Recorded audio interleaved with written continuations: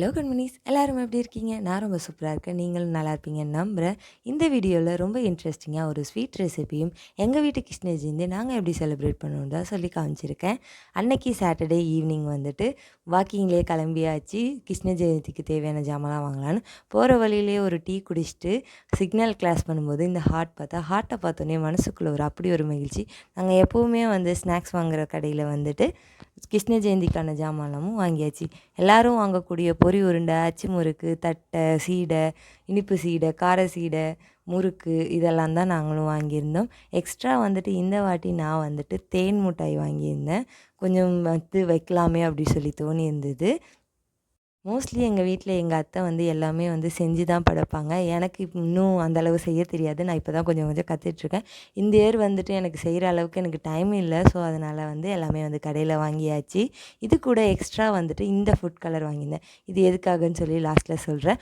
கோதுமை மாவில் குலாப் ஜாமுன் எப்படி பண்ண பார்க்கலாமா? 1 கப் கோதுமை மாவு, அதுக்கு 1/4 கப் வந்துட்டு மில்க் பவுடர் சேர்த்துக்கலாம். மில்க் பவுடர் இல்லைன்னா மில்க் மட்டுமே சேர்த்துக்கலாம். அதில் கொஞ்சமாக வந்து ஸ்வீட் என்ஹான்ஸ் பண்ணுறதுக்காக உப்பு போட்டுட்டு பால் நல்லா காய்ச்சி ஆற வச்சதை வந்து நல்லா தெளித்து வந்துட்டு பிசைஞ்சிக்கோங்க.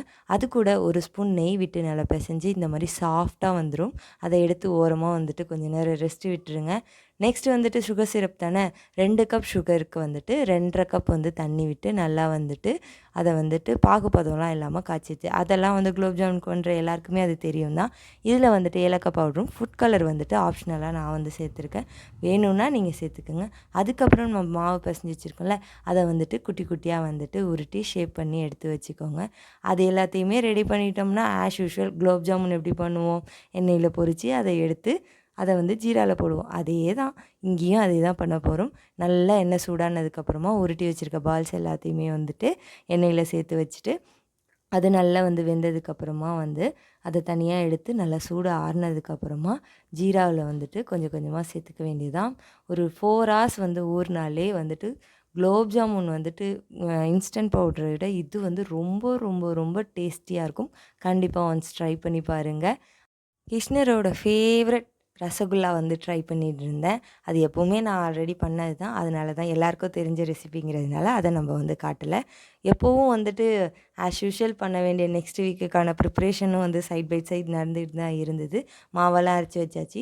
இப்போ வந்து உளுந்து கொஞ்சம் எக்ஸ்ட்ரா வந்துட்டு நான் சேர்த்து ஊற வச்சுருந்தேன். அதில் தான் வந்துட்டு ஈவினிங் ஸ்நாக்ஸுக்கு வந்துட்டு மெதுவடை, அதாவது ஓட்ட வடை வந்துட்டு நான் போட்டிருந்தேன். எப்போவுமே வந்துட்டு மாவு அரைக்கிறேன் அப்படின்னா உளுந்து கொஞ்சம் எக்ஸ்ட்ரா போட்டுட்டு இந்த மாதிரி வடை சுட்டு அன்றைக்கி வந்துட்டு ஈவினிங் ஸ்நாக்ஸாக வந்து எடுத்துப்போம். சைட் பை சைடு வந்துட்டு வடையும் சுட்டுட்டு மாவு அரைக்கிற ஒர்க்கையும் வந்துட்டு பார்த்துட்ருந்தேன். மேரேஜ்க்கு முன்னாடிலாம் ஒரு வேலை பார்க்குறதுக்கே அவ்வளோ அலுப்புப்படுவேன். அம்மாக்கிட்ட திட்டு வாங்கிட்டே இருப்பேன். ஆஃப்டர் மேரேஜ் மல்டி டாஸ்கிங் வந்துட்டு ரொம்ப நிறையா பண்ணுறேன். அதுவும் ஆஃப்டர் பேபி ரொம்ப அதிகமாக பண்ணுறேன். நீங்கள் எல்லாருமே வந்து ரிலேட் பண்ணிக்க முடியும்னு நினைக்கிறேன். மேரேஜ் ஆன கேர்ள்ஸ் எல்லோரும்.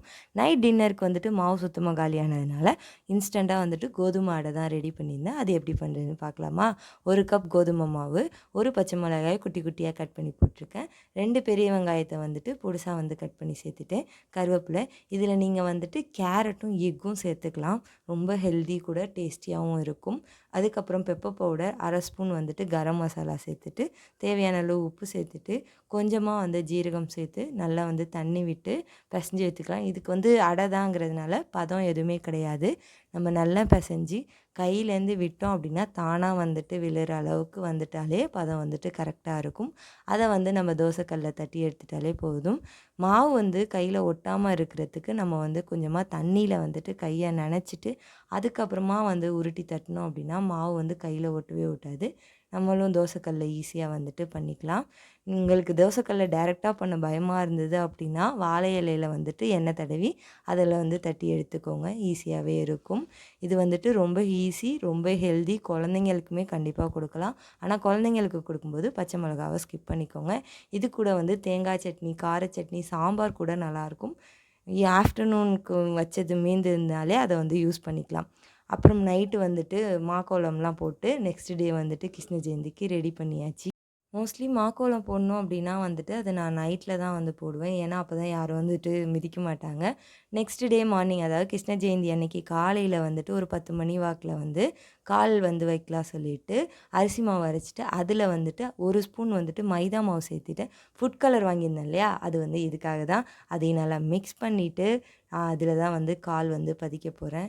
எங்கள் வீட்டு ஸ்டெப்ஸ் கிட்டலாம் வந்துட்டு பகல்லேயே கொஞ்சம் இருட்டாக தான் இருக்கும். அதனால் வந்துட்டு லைட் வச்சுட்டேன். அதனால தான் இங்கே வந்துட்டு பிரைட்னஸ் அந்தளவு இருக்காது. கொஞ்சம் கொஞ்சமாக வச்சுட்டேன். மைதா மாவு கலந்தோம் அப்படின்னா, நீங்கள் 2 நாள் ஆனாலும் அந்த கால் அச்சு வந்து அலையவே அலையாது. எனக்கு 2 நாள்லாம் இருக்கணும்னு அவசியம் இல்ல. அன்னைக்கு ஒரு நாள் இருந்தாலே போதும். பட் நான் இப்போ வரைக்கும் 2 நாள் ஆயிடுச்சு. இப்போ வரைக்கும் வந்துட்டு எனக்கு அலையவே இல்ல. நல்லாவே இருக்கு. கண்டிப்பா நீங்க வந்துட்டு கோலம் போடுறீங்க அப்படின்னா, இதில வந்து மைதா மாவு நல்லா கரைச்சி, அத வந்து கோலம் போட்டு பாருங்க. கண்டிப்பா அலையவே அலையாது. மோஸ்ட்லி குட்டீஸ் இருக்காங்க அப்படின்னா, அவங்களோட கால வச்சு தான் வந்துட்டு எல்லார் வீட்லேயுமே வைப்பாங்க. நாங்க எங்க வீட்டு குட்டீஸ்லாம் வந்து டிஸ்டர்ப் பண்ண மாட்டோம். எங்க வீட்டு குட்டி கிருஷ்ணரோட சிலைய வந்து பார்க்கலாமா? இவங்க தான் வந்து எங்க வீட்டு குட்டி கிருஷ்ணரோட சிலை. இது வந்து எனக்கு ரொம்ப ரொம்ப ரொம்ப ஃபேவரட்டான ஒரு சிலை. எனக்கு கிஃப்ட்டா வந்தது. ரொம்ப மெமரபுளா வச்சுருக்கேன். அதனால தான். இதில வந்துட்டு கிருஷ்ணருக்கு ஃபேவரட்டான பால், தயிர், நெய், வெண்ணெய், நான் செஞ்ச குலோப் ஜாமுன், ரசகுல்லா, அவுல் எல்லாம் வச்சாச்சு. கடையில் வாங்கிட்டு வந்த எல்லா பலகாரமும் வச்சு, பழங்கள் எல்லாமே வச்சு, மனசுக்கு ரொம்ப நிறைவா வந்துட்டு பூஜை பண்ணியாச்சு. இவர் தான் எங்க வீட்டு கிருஷ்ணர். அவர் அழகா மணி அடிச்சுட்டு இருக்காரு. நமஸ்காரம்லாம் பண்ணிட்டு, சூப்பரா வந்துட்டு பூஜைய முடிச்சிட்டாரு. இந்த டைம் எங்க வீட்ல வந்து பூஜை வந்து ரொம்ப சீக்கிரமா முடிச்சாச்சு. ஏன்னா, என்னோட குட்டி வந்துட்டு "கிருஷ்ணருக்கு பசிக்கும். சீக்கிரம் வந்து சாப்பாடு வைங்க" அப்படி சொன்னாரு. அதனால வந்துட்டு சீக்கிரமா வந்துட்டு இன்னைக்கு பூஜை பண்ணி முடிச்சாச்சு. உங்க வீட்ல குட்டீஸ்லாம் வந்துட்டு கிருஷ்ணர் ராதை வேஷம்லாம் போட்டாங்களா சொல்லி கண்டிப்பா எங்கள்ட்ட சொல்லுங்க. இதுக்கப்புறம் வரப்போறது எல்லாமே ஃபெஸ்டிவல் சீசன்ஸ் தான். நான் வந்துட்டு இந்த பூஜை கரெக்ட்டா பண்ணேனா என்னன்னு எனக்கு தெரியல. இதில ஏதாவது தப்பு இருந்தது அப்படின்னா, கண்டிப்பா வந்துட்டு சொல்லுங்க. நெக்ஸ்ட்டு பூஜையில வந்துட்டு கரெக்ட்டா மாத்திக்கிறேன். இதுவரைக்கும் என் வீடியோ பார்த்து ரசிச்சமைக்கு ரொம்ப ரொம்ப நன்றிகள். தேங்க்ஸ் ஃபார் வாட்சிங். நெக்ஸ்ட் வீக் ஒரு சூப்பரான வீடியோல பார்க்கலாம். அதுவரைக்கும் பாய்.